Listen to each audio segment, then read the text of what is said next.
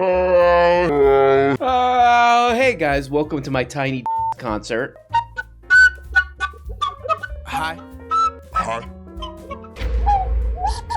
So guys, if you've been paying attention to the news over the past couple months, you know, we've been hearing a lot about housing. We have a housing problem, you know?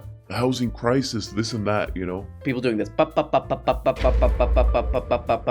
housing. We are definitely in what we would consider like an affordable housing crisis. Columbus Metropolitan Housing Authority is working with more than 24 of its voucher holders who were displaced. Okay. We are not building anywhere near enough housing each year. Under Florida state law, rent control is banned, and there are no limits on how much landlords can raise rents. In the U.S., only a handful of states and cities have legislation curbing rents. The rest leave it up to market trends. That made bad rents in South Florida go up by almost 58%. The biggest spike in the country, according to Realtor.com. Something's done about it. We're not going to like living here. Tonight, the housing crisis knocking on the front door of so many in Collier County. As people there say, though they can get a job, they can't find an affordable place to live. All right, so people can't afford a place to live, but, you know, it seems like it's just in Florida, you know, a dump like Florida. So, it's probably fine. And the housing crisis is not confined to Sheboygan. Different studies show... To Sheboygan. Sheboygan? Okay, come on. They're having a crisis there too? Oh, Christ. When you can't buy, you rent. But even that has become a burden for many people. Why do we still talk like this? More on that at 8 o'clock or whatever. Yeah, so housing has become a big enough issue that even sort of mainstream local news is like, yeah, it seems like a problem. Yeah, it does. It does seem like a problem. It does seem a little weird and disgusting. So I thought today we'd have a great time and pretend like we're trying to find a place in some of the bigger cities, some of the smaller cities, who cares? Because it is, if you look at these listings for apartments or housing, it is absurd. It is absurdist art. They're Dadaist. Let's get in our looking at things car and check it out. Okay, let's start with some of the crazier rental markets. Here, let's start with San Francisco. Here we go. Oh, hello. Hi. Welcome. Hi. Oh boy. San Francisco. Okay. My apartment is really small. It's 120 square feet. Wait a second. 120? It's 120 square feet. My apartment's really small, 120 square feet. My body can't fit inside of it. That's okay. I stick my head out the front door. Thank you. I stick my head in the toilet when I sleep. So this is my bathroom. Okay.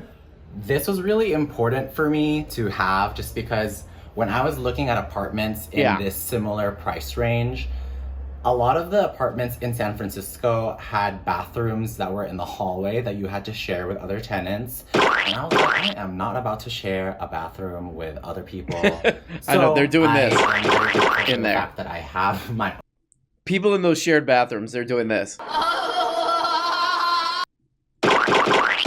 Okay, so we're starting at the very top. This is San Francisco, you know?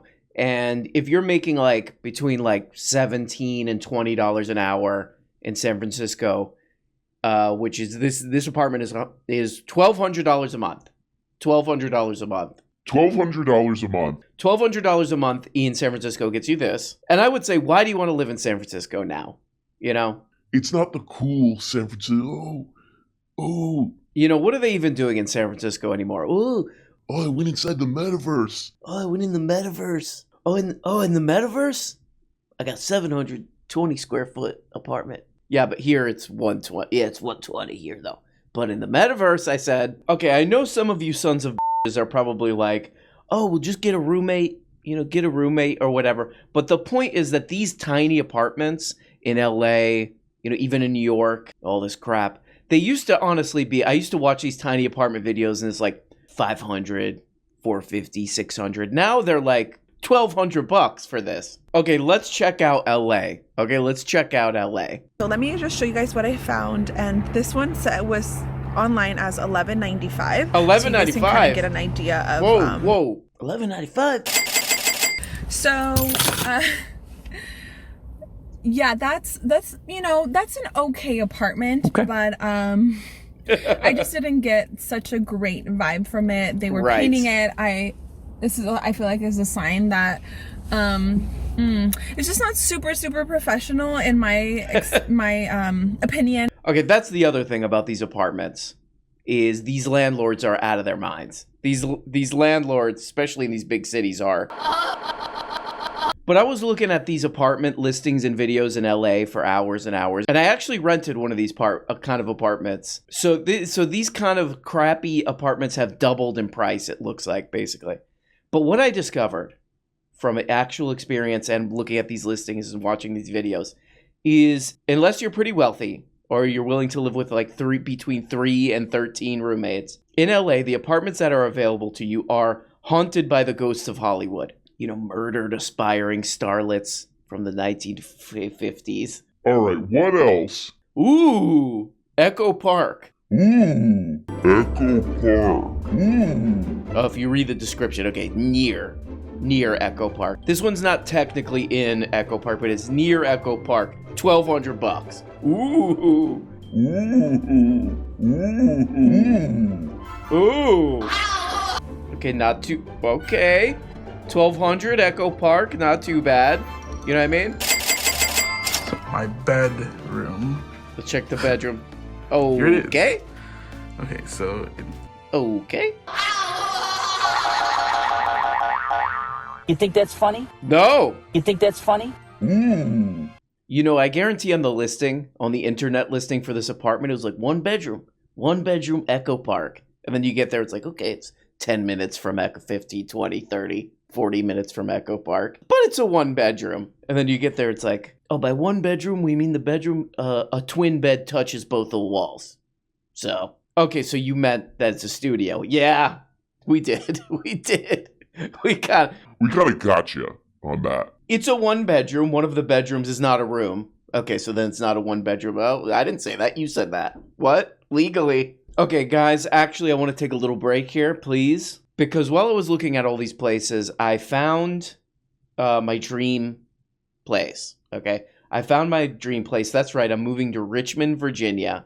I found this listing. And you can really kiss my ass on this one because of the fact of that it's $725. 725 bones a month, okay? Check this shit out. In 3, 2, 1. That's right. $725. My ass is going to have easy access to both fridge and stove and noise. You know, it's cold one night. You wake up. Ooh, my little my little tootsies are a little cold. My little tootsies are a little frozen. You know, go over the edge. You know, get a nice warm scald on that electric stove. This actually would be the funnest place to live, you know, if you're like 20, 25, 40, you know, and you live with all your friends and you have built a very against building code, against ethical code, really, bed in the kitchen, above the kitchen, because your friend's in there is like making eggs or whatever, and then he just sees you. He just sees your face, you know. Hey, what are you doing? Hey, what are you doing down there? You know, he's making his food. You know what I mean? Seems like a fun place to live in. Richmond, Virginia. I love you. If it's still available, I will call. Oh, $725 deposit. Oof. You know what, guys? Maybe we should look at some houses. Maybe one day I will buy a house of my own and settle down. And cut the bullshit. Oh, damn. All right. 2 bedroom, 1 bath, 807 square foot. Oh, that's $500,000. $500,000, not to show off, but that's basically nothing to me. That's basically toilets to me. That ain't nothing but a left nut to me. Let's get a look at these pictures here. Ooh! Ooh! Whoa! No. Wipe your ass with them. Okay, that one is a maybe. Okay, I saved it. I put that one in the maybe file. Here's another one, almost $500,000. You know, 425. Okay, that ain't shit. Keep that little smug. So maybe I'll just buy it to just burn it down. I don't know. 792 square feet. Hell yeah, bro. Let's get a look at these pictures. Okay, we got an outside picture outside. You know, it's not looking great. It's not looking great. It's not the best. Oh. Okay, and then we got some pictures of totally unrelated nearby crap. I don't need to see what the inside looks like. Probably fine. If someone listing a house online doesn't show the inside pictures, it means it's probably too nice to show, and it'll make people jealous. And we live in a culture, guys, wake up, of humbleness. Okay, so here's another high probability. Is it in the best neighborhood? No. Is it $500,000? Sure. 2-bedroom, 1-bath, 800 square feet. 800 square feet, hell yeah, brother. Okay, let's get a look. Okay, we got an outside picture. Not great, okay. And no, again, another no inside picture, which, please hold on while I put in a bid. $750. Final offer. Guys, come on, one more. I'm trying to find a place to live, if that's okay with you. Okay, am I allowed to live? I guess the answer is no. Here we go, 488, another $500,000. Okay, in a not the best area, in a city that has no reason whatsoever to be charging this much. 760 square feet. That's 1 bedroom, 1 bath right there. $500,000. Let's get a look at these pictures. Ooh, okay. Ooh, they got drinks. Oh, they got drinks nearby? I don't know if I should invest in this property. There's a gas station nearby. I'm listening. So, I'm not just trying to goof on these people in their apartments. If you saw my dump, I'm not one to goof on people. But maybe we should take this a little bit seriously. Like this. And it's kind of interesting, like if you zoom out of this situation, because we kind of been looking, what's it like trying to rent an apartment if you're an actor in LA? If you're a landlord, you could also become like an investor in, apartment buildings and stuff like that. For those people, it's kind of a good situation because if there's scarcity for places to live, you can charge more. That's more money. That's more money for you as a landlord, or more money for you as an investor in the property or whatever. So there's a little bit of a tension between these two groups. There's another interesting part of this, which I hadn't really considered. There's a really interesting article in Jacobon about it by a guy named Alex. What's his name? Alex Hemingway. Ooh, Hemingway. And he points out that also, and you've probably experienced this if you've rented in an area where it's very expensive, it's very scarce housing and all that, is renters it's hard to enforce renters' rights when they know they basically have nowhere else to go. So you can jack up the rent all weird ways. You can not repair things. You could be like, take it or leave it. Take it or leave it, you little turd. Take it or leave it, you little pendejo. You call, hey, but our toilets don't work. They're like, take it or leave it. That's really weird. If you don't like it, you're weird. So that's kind of the truth of the situation, the harsh truth of the situation for kind of normal people and all these stories you see of kind of scarce overly expensive housing. Landlords and institutional landlords, investment landlords or whatever, they want the price to be high as possible and the apartments to be as scarce as possible. And people who are renting want them to be cheap as possible and as plentiful as possible. So it makes you go like that. And many say it does this too. Not my apartment. So the only real solution to this that I can figure out, put in the comment if you got, the only real solution that I've heard to this, if we actually wanted to bring down cost of living prices, rent prices, if you really wanted to do that, what the only solution that makes sense to me that I've heard is you build a bunch of really good, really efficient, well-maintained, well-run public housing. This has been done in other countries, affordable housing, stuff like this. This has been done in other countries. It seems to work. So it seems to work, but again, there's that tension between people who are investors in the crap and landlords and all this stuff, and normal people who just want to rent a place or buy a place to live, and so it's a little bit of a problem. Okay, guys, one final thing before which is that while I was looking at these apartment videos, there was one guy who was showing his micro apartment. I think it was somewhere in Los Angeles, showing his 250 square foot apartment. This is one, I think this is actually an argument for micro apartments. He's like, I had a party with 15 people in this apartment, and that I do like.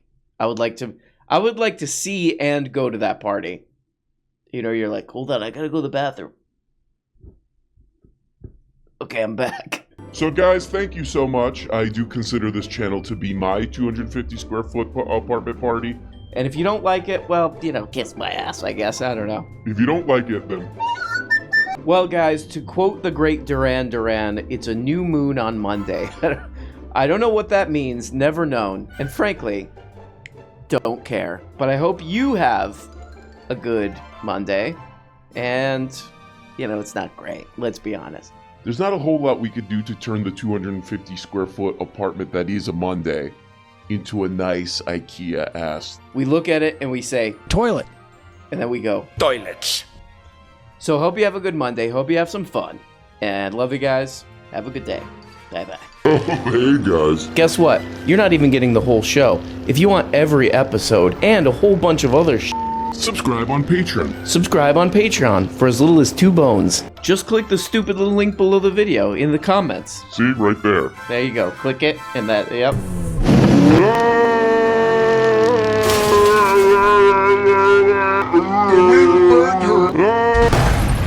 When you become a patron for as little as 2 bones, you get the Tuesday, Thursday, patron-only episodes. You also get the weekly Book-a-Blega show where we talk about important books. The questions and comments thing where you can ask questions and make comments and all this crap. And the weekly behind-the-scenes show. All for less than the price of a rancid Charleston chew. And for only 25 putrid little dollars, you can become a producer. That's right, support the show and get your name up here. Look at these people. Look at these people that make the show possible, okay? God. I mean, without these beautiful people, this show goes straight into the dumpster. A rotten, you know, just wet, disgusting dumpster, you know, behind a restaurant. So there's old milk in there. That's where this show ends up without these people. Is that what you want? Okay, I guess it's what you want. I'll just leave. Nope, it's done. It's too late. Okay? Here we go. Here's the dump truck. Here's the dump truck come to pick up the show. This is what would happen with no producers. Thank you.